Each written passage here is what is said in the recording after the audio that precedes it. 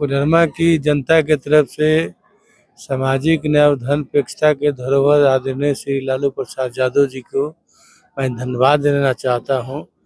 जब लालू जी की यात्रा पटना से बनी तो हेलीकॉप्टर में खराबी आ गई। उसके बावजूद भी उनका तबीयत भी नासाज है। उसके बावजूद भी कोडरमा का लाड़ प्यार और स्नेह खींच करके लाया उनको, और यहाँ रात्रि विश्राम भी किए, सभी लोगों से मिले भी, और जनता मालिकों से उन्होंने अपील किया है कि मेरा आने का आप लोग लाज रखिए। इस परिस्थिति में बीमारी अवस्था में आए हैं, और गठबंधन के बरकट्टा कोडरमा के जितने साथी झारखंड के हैं सभी लोगों को विजय बनाए। पूरे जनता से, झारखंड की जनता से उन्होंने अपील किया है, और लालू जी को देखने के लिए और लालू जी के नीति सिद्धांत को से लोग एग्रेसिव हो करके, पुराने लोग तो हैं, नए लोग भी जो अपने पूर्वजों से लोग सुनता है, यह लोग बाबा भीमराव अम्बेडकर साहब, कर्पूरी ठाकुर, जननायक कर्पूरी ठाकुर जी, जगदेव बाबू, नीलांबर पितामह, भगवान बिरसा मुंडा के जितने सब लोग वंशज हैं, सब लोग लालू जी ने उन लोग को नीति सिद्धांत को सरजमीन पे उतारने का काम किया। सब लोग काफी उमंग था कि देखने के लिए कि यह जो है हीरो कैसा है भाई। लग रहा है जो पुराने आरजेडी कार्यकर्ता थे कल काफी मिल रहे थे, जो बोलते थे मैं पहले भाजपा को वोट देता हूँ, लेकिन लालू जी आने के बाद अब लालटेन में हम लोग आ जाएंगे। क्योंकि भाजपा डेली अपना संकल्प बदलते रहता है, इसलिए सब लोग जान गया कि भाजपा का संकल्प जो है झूठा और फरेब है। और राष्ट्रीय जनता दल के सामाजिक न्याय और आर्थिक न्याय के जो प्रणेता तेजस्वी प्रसाद यादव, उन्होंने कहा था कि बिहार में मुख्यमंत्री बनेंगे तो पहला कलम मेरा 10 लाख नौकरी से शुरू होगा। लेकिन मुख्यमंत्री तो नहीं बने, डिप्टी सीएम बने, और 17 महीना का कार्यकाल उनका रहा। 3.5 लाख नौकरी दिए, इसमें झारखंड के भी बच्चों बच्चियों का 12,000 नौकरी लगा। तो यहाँ भी महागठबंधन की सरकार बनेगी तो एम्प्लॉयमेंट, रोजगार, नौजवानों को रोजगार दिया जाएगा। खास करके कोडरमा के जो क्षेत्र में यहाँ जो हमारे पूर्वजों ने ढिबरा माइका का रोजी रोजगार जो करते थे, उससे कंसर्निंग और रोजगार चलता था।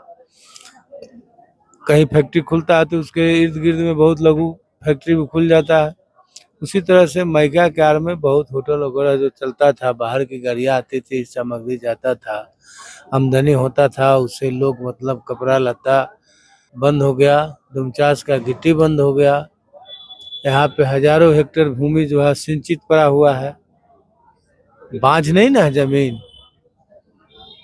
तो यहाँ पर साधन, सिंचाई के साधन की व्यवस्था दुरुस्त की जाएगी। और झारखंड प्रदेश का बुनियाद ही जल जंगल जमीन से पड़ा हुआ था। तो सुभाष यादव भी 7,000 आम का फलदार वृक्ष कोरम पूरा नहीं किए हैं, बल्कि 3-4 साल का पेड़ लगाए हैं। सभी को वृक्षों में फरवरी में मजर लगेगा और मई में लोग आम खाए। अब लॉकडाउन से ही कोडरमा क्षेत्र में, कोडरमा लोकसभा क्षेत्र में लगातार कार्य कर रहे हैं, तो क्या लगता है कोडरमा विधानसभा में क्या ऐसे मुद्दे हैं जिसे हल करना चाहिए, और जो मुद्दे आप देख पाए उसे आप कैसे हल करेंगे? मुद्दा तो हमने आपको पहले बता दिया, और जनता की सेवा करना हमारा धर्म है। नेचर सिग्नेचर एक दिन में नहीं होता है। हम तो कोडरमा में, पाकी में, जरमुंडी में, जमुआ में, टाटा में, रांची में, पूरे झारखंड में बाढ़ आता है। उधर उत्तरी बिहार में तो देखते हैं उस समय जाके चूरा गुड़ वगैरह, मोमबत्ती, कैंडल बांटते रहते हैं। कोरोना काल में बहुत सी सड़कों पर हमने चलंत भोजनालय चलाया। रामगढ़ से तो हमको चुनाव नहीं लड़ना है, उत्तर प्रदेश, वहाँ जा करके जो जनता दिल्ली और पंजाब और कलकत्ता से सब लोग उधर से जो आ रहा था, वहाँ सब लोगों को कम से कम मुट्ठी भर अनाज पका करके उन लोगों को खिलाने का, सेवा करने का काम करते थे। बच्चे लोगों को दूध पिलाने का काम करते थे।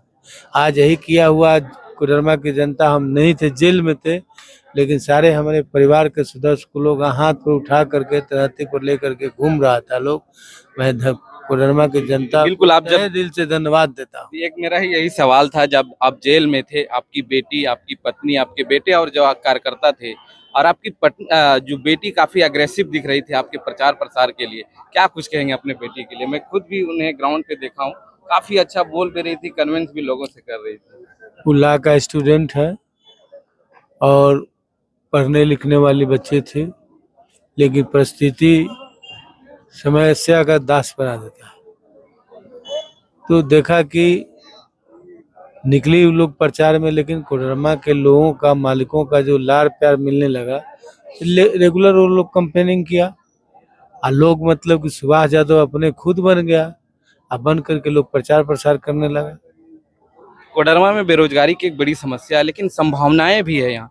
कोडरमा एक पर्यटन क्षेत्र माना जाता है। अगर आपको कोडरमा की जनता मौका देती है, पर्यटन क्षेत्र में आप क्या क्या कोई प्लानिंग है, आपको कैसे विकास करेंगे, कैसे वहां से रोजगार पैदा करेंगे? यहाँ पे झरना भी है, तिलैया उधर डैम झील भी है, सभी जगह यहाँ पे यदि उसको सही ढंग से विकसित किया जाए। आप देखे होंगे 2 साल पहले 7-8 बच्चे डूब गए थे। राज धनवार के कुछ बच्चे थे, कुछ एक दो को बरकट्टा का था और लोग कोडरमा का था, सभी जगह गया था। उसी समय प्रशासन से हमने मांग किया था कि यदि इस डैम को आप सरकारी डैम घोषित कीजिए, इसमें अपना बोट रखिए कि लोग जो आए उसमें, पर्यटक जो आए, इसको किसी तरह का घटना दुर्घटना नहीं हो।